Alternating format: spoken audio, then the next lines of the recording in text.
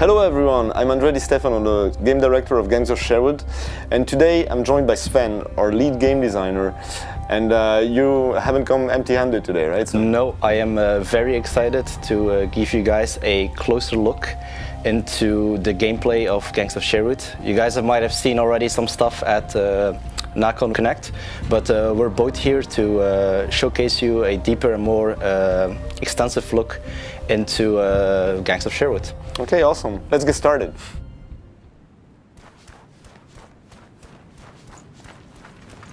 At last, Kirklees Keep, sinister lair of the Prioress. Wow. I hope we can find some of these workers alive. Your brother included, Tuck. Oh, right. This is the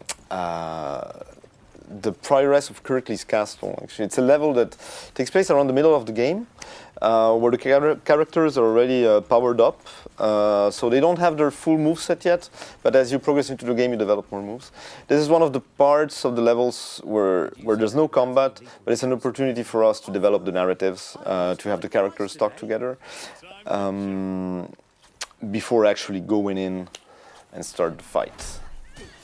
So here you can see the player enter one of the many combat arenas in Gangs of Sherwood, where you fight together a large group of enemies together with your friends.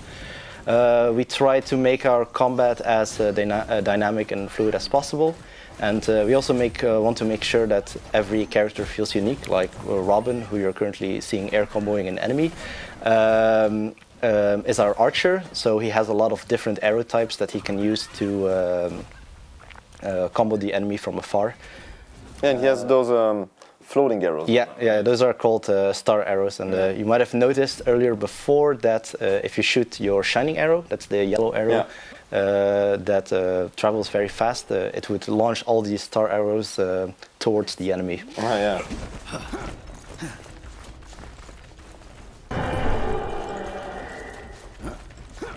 That scream?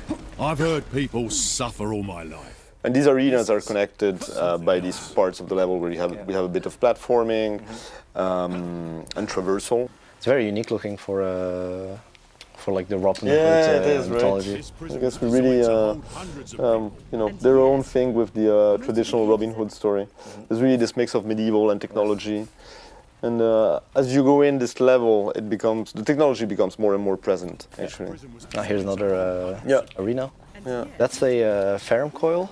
So that Ferrum coil makes it so that all the enemies in the arena become invulnerable. And if you want to try to damage the enemies, you'd have to destroy the Ferrum coil first. Yeah. This is Marion. Marion, yeah.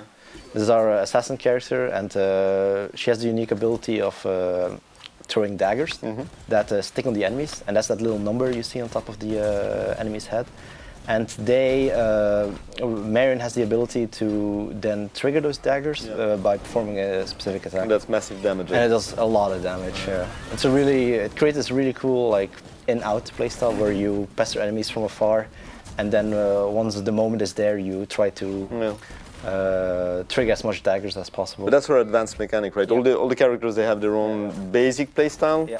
Marion has this sword that becomes a chain, but then she can do actually this dagger stacking mechanic. Right? We found it important that we design a combat in such a way where like it's easy to get into, but there's still some room for mastery.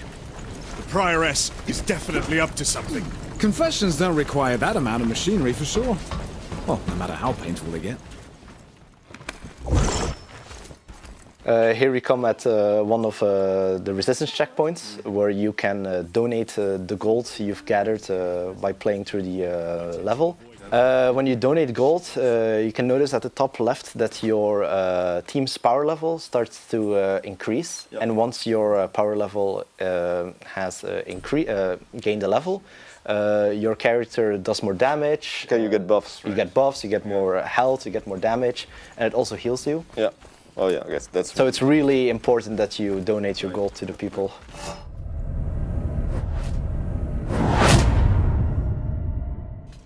Aren't you allergic to fallen brother? Sheriff of Nottingham. Yeah, one of the brothers of Maid. The many brothers. Many brothers of Maid Marion. Yeah, and Oh, and actually, there's the same ferrum coil mechanic that we saw earlier. Yeah. But there's no static antenna here. Yeah, it's slightly remixed. It's now an enemy itself is carrying it around. Yeah. And it's that's something we're really focused on to make the encounters unique and different, to create different scenarios. Their own gimmicks, right? Yeah. And so essentially, the guy carries around this tower that makes everyone invulnerable, and he becomes your priority target because before killing him, you cannot kill anyone else. Yeah, exactly.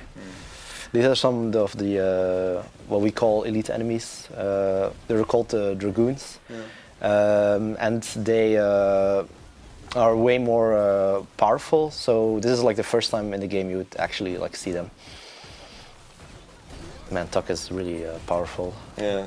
You see Little John performing one of his abilities, the heat beam, which was this big energy beam you saw. And the whole point of Tuck is that he can charge his attack to make them really strong and to have unique properties. We really wanted to make him feel like a powerhouse, but it was the concept or the idea of we're trading speed and agility for just raw, pure power.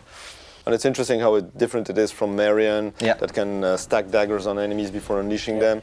You also have like Little John. Little John, you need to time his punches right to build up heat, to unleash like this, very powerful attacks. Robin has these, what we call the star arrows, that are suspended arrows that you can then home on the enemies. So they're really played like in very different ways. But those are some more the advanced mechanics of the characters. I'm looking forward to talk more about like how you can customize them to really make it, Yeah, we have a really cool system for making so that your character feels different and unique. Yeah, like player expression is something that. Yeah, it's something we really try to focus on. I'm really happy with how it went there. And I also like a lot the environment a lot, how different it is from the catacombs we saw earlier.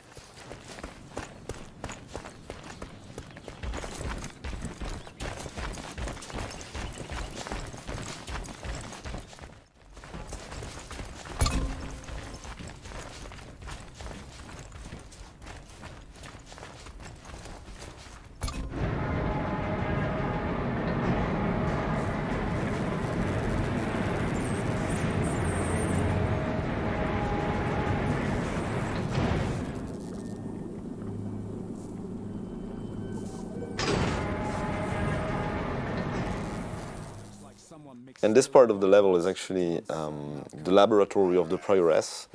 She's a kind of like mad scientist that starts to build an army. We'll not like tell everything about the story, but you can see here like just her laboratory. And in these tanks all around, there's probably like corpses floating. As you can see, the enemies here are the Gatling enemies, who are kind of more advanced enemies. But they have a shield, right? They have a shield and they have this automatic crossbow Gatling that can pester the enemies from afar. And the big guy over there that's shooting fireballs around and has the big shield is what we call the shield puncher. He's more of an elite enemy. He has this unbreakable shield in front of him.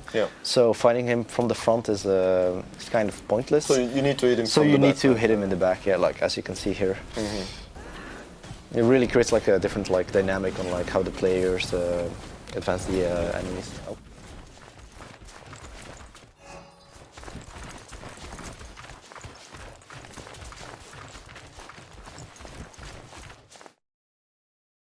You lucky worms! You're about to witness the rebirth of my child, born from flesh and steel, drenched with so much blood. But we want more! And there's the big boss herself. Yeah, the Prioress of Kirklees. And her minion, Red Roger.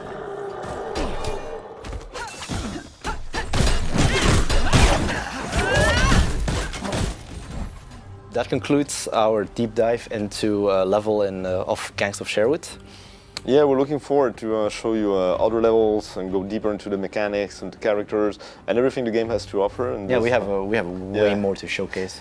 So thank you for watching, and we'll see you again soon with more information about Gangs of Sherwood. Bye-bye.